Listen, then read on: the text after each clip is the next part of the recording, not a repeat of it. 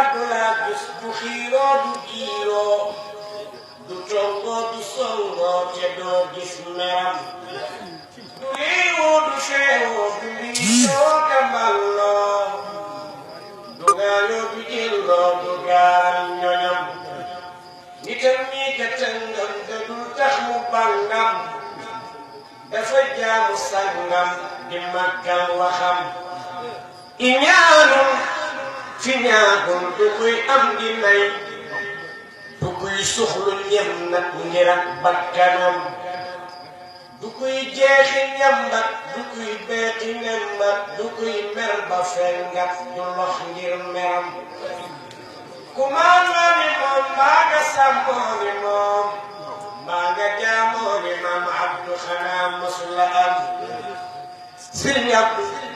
naa yaa bi bawkat bu mag bi xanaa doone law saa su gaañay xaram sa tuddem ba bon na la gal xentu sunna lu dul sunna bon na lu bon bul ca jëm ba ñuy woo Xasan ci jullit jumaaja xel yëpp a tiitoon te ànd ak ngëlam ba ñuy ne ku koy jiite nii naa xanaa Xasan de manaan ci li ci ñàkk a xam fa wallahi boobee bu dul wante yow maam Abdu Sénégalu cantam du weesu acam Sëriñ Abdu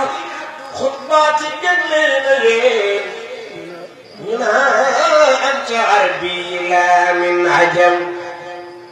musalmal Xasan boo marab naan ko yow Sëriñ Abdu jàngal ma fi saaru cum aalim la aabid la